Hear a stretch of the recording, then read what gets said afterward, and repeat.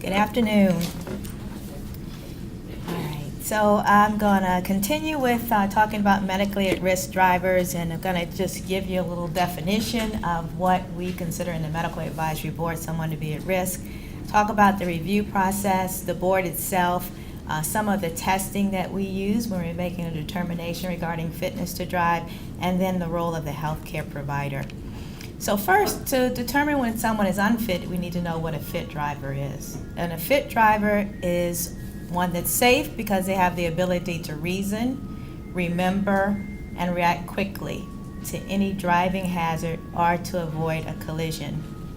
Is it an ice cream truck? Oh, okay. Sweet.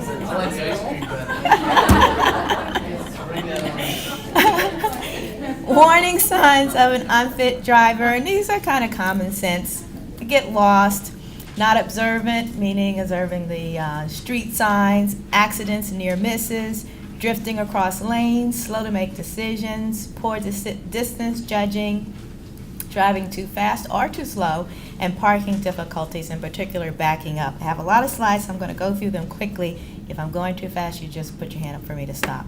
So we really have 4 categories that we're concerned about: the physical and functional limitations, mental cognitive limitations, visual impairment, and impairing medications. So physical impairments, just think of anything that would physically prevent someone from safely operating a car.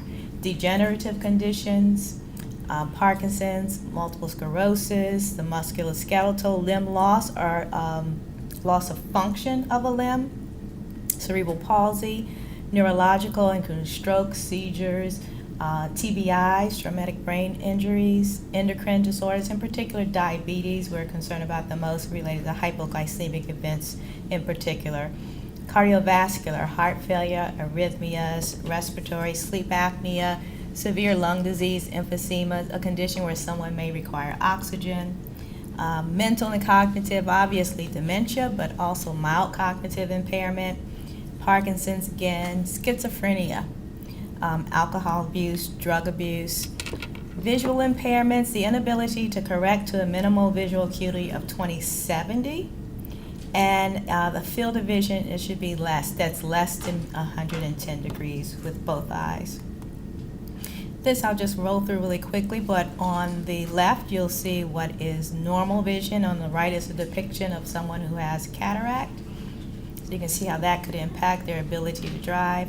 Macular degeneration, glaucoma, and hemianopsia. Medications, both prescription and over-the-counter medications. Any medications that can cause fatigue, severe headaches that can impair thinking, reasoning, judgment, sensitivity to light and sound, dizziness, inability to concentrate. Of course, you know we are very concerned about opioids and people driving with that. We're going to be getting into medical marijuana sooner than later and driving, but even cold remedies that someone gets over the counter can impair their safe driving abilities. This you have in your packet, and these are reportable conditions.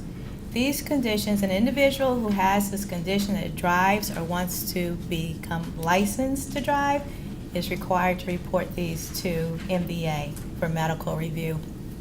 I won't go through them all. Like I said, you have them in the packet. But think of loss of consciousness. And think of, we talked about the inability to physically function with the car, and we have mental disorders. Want to point out, let's see, sleep disorders. Sleep apnea is really becoming a big issue with safety and driving, and people with sudden incapacitation related to sleep apnea. Heart conditions. So think of congestive heart failure when the ejection fraction is severely depressed, and this person is at risk for an arrhythmia, which could cause loss of consciousness. So we know what the conditions are that should be reported. How do they get reported to MVA, and what's the medical review process? So I'm going to show you a slide that talks about the referrals, but the referrals will come in, and you see the MVA review includes Driver Wellness and Safety Division, which is our case nurse managers, and the MVA review with the medical advisory boards, which are the physicians.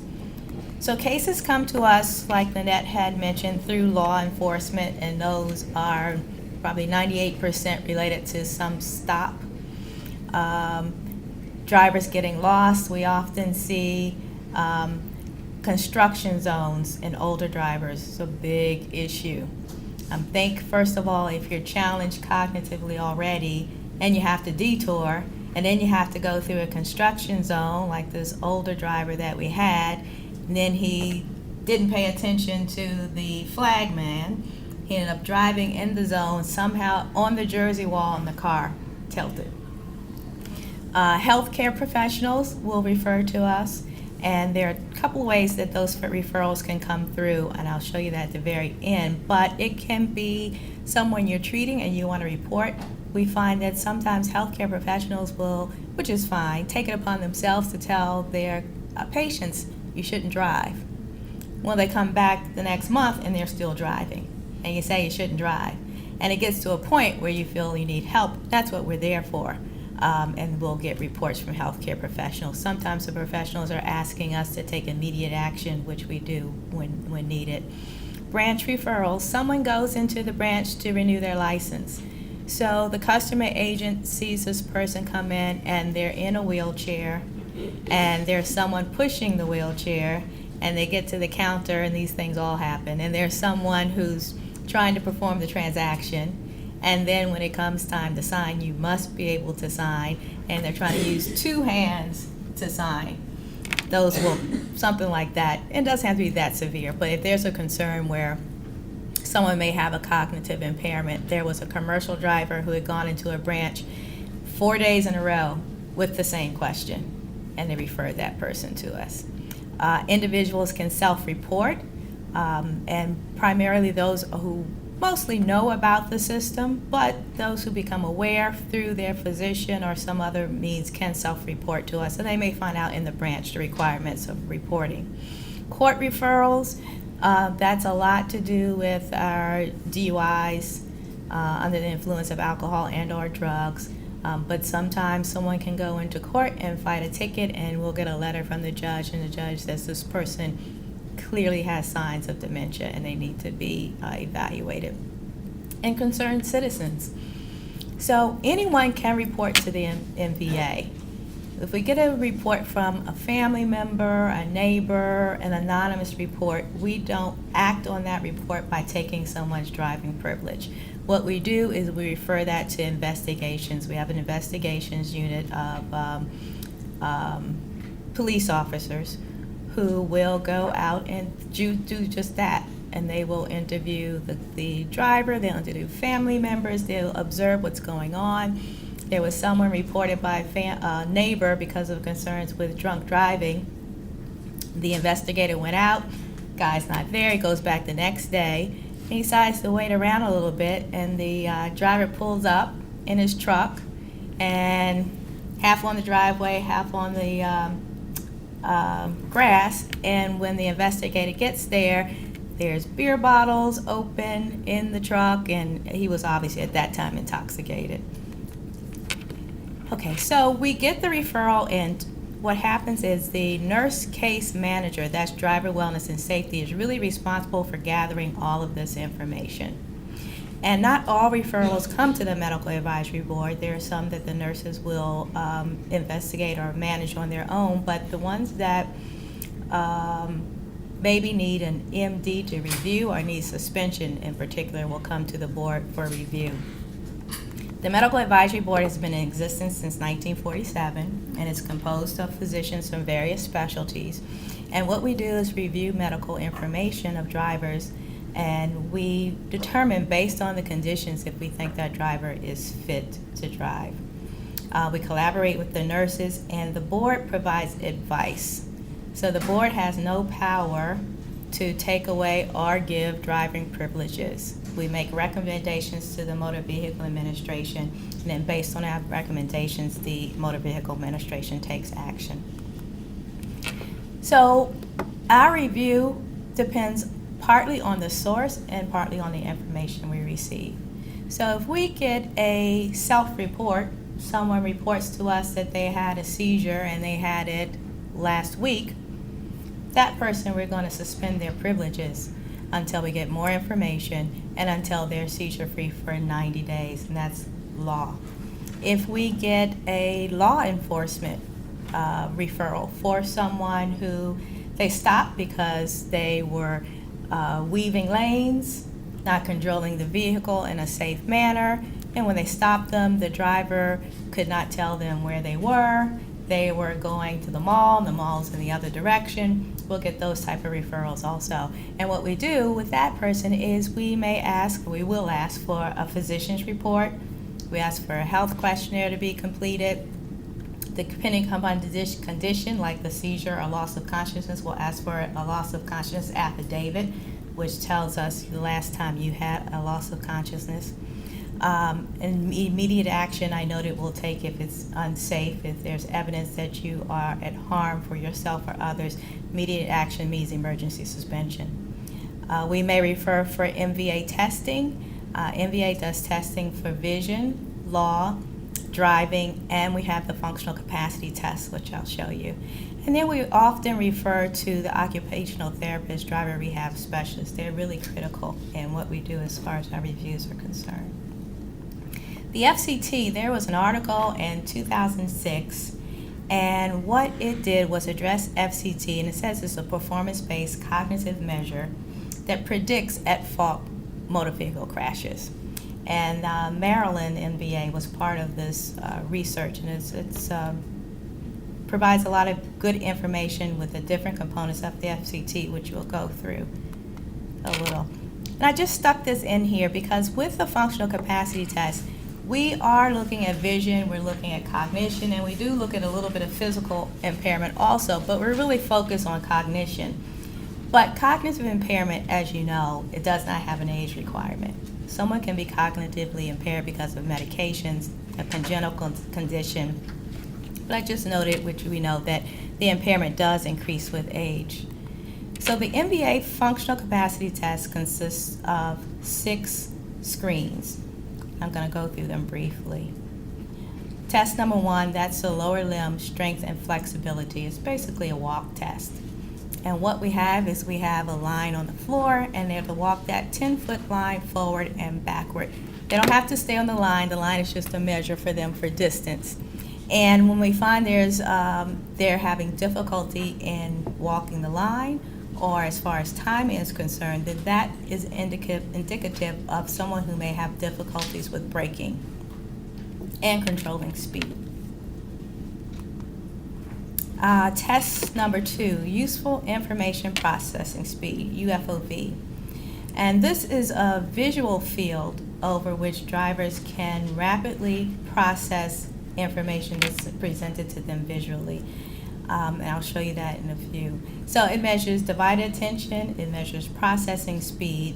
If there's a deficit, this relates to difficulty driving in congested traffic. So this is the UFOV, and the driver is presented with this screen, and you see the car has 2 windows, the truck has 1. It's a little difficult, but that's the distinction. And then what happens is they're presented with a screen, and in the center you see the truck, and off to the periphery you see the car. Well, the screen will go away very quickly. So what they have to do is remember there's a truck and it's here. So this is what will happen. So they'll identify the truck, and then they'll say number 2. It's all touch screen. The test it does go very quickly. It can be challenging. But it's very useful, and this test does directly correlate with risk for crash. Test number 3 is what we call MVPT, and that looks at spatial relations, visual memory, and it tells the ability to identify different types of threats, navigation through traffic, and when we find a deficit here, that correlates with untimely steering and braking. So they're presented with a slide such as this, and at the top you see a completed object. Then at the bottom there are 4 choices. And what they have to do is between these four, they can add a line, they can't take away, or they can't move a line.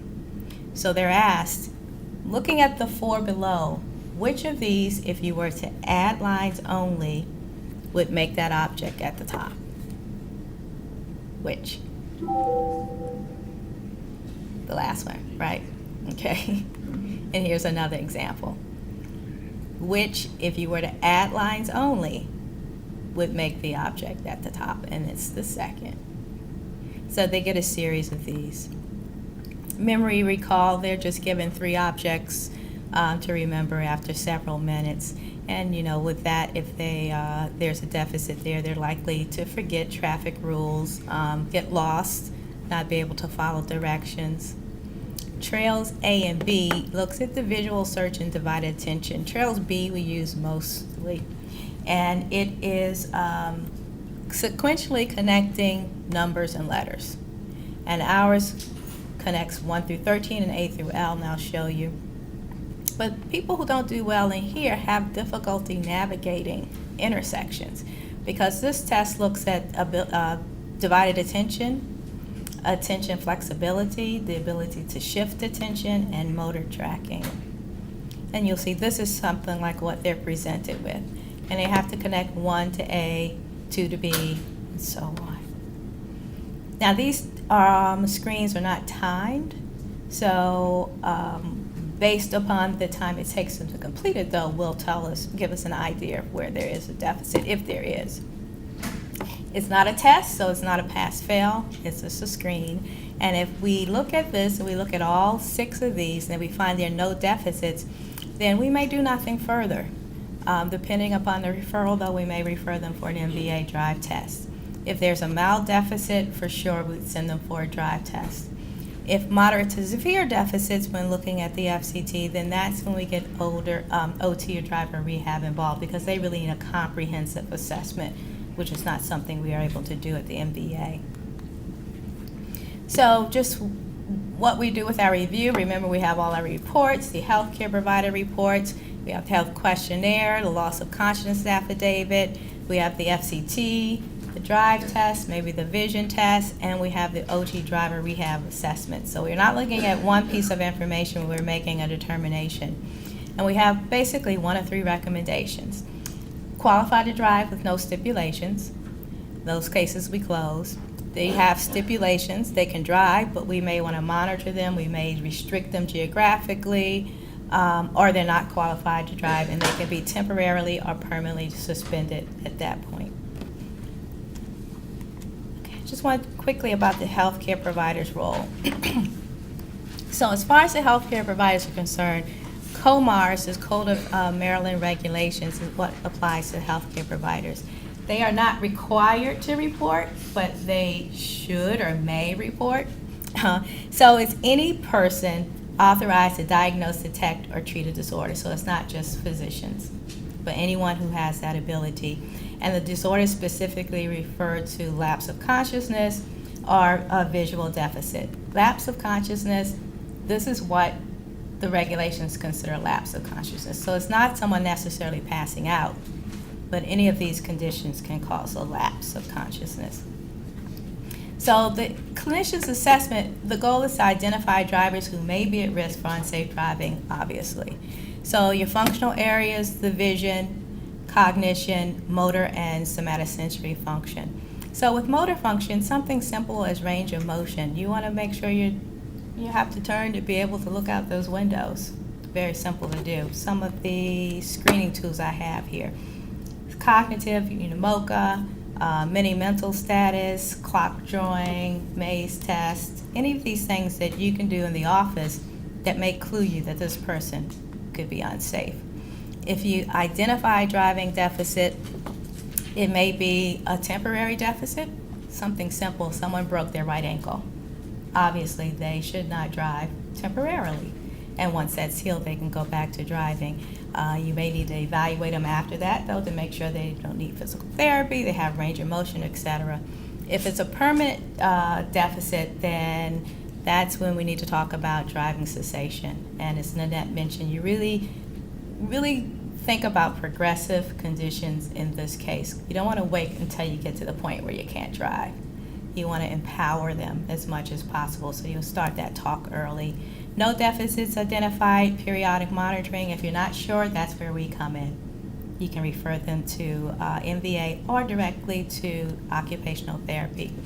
Referral process, there's a voluntary physician referral form. This can be used by any healthcare provider, primarily the primary care providers.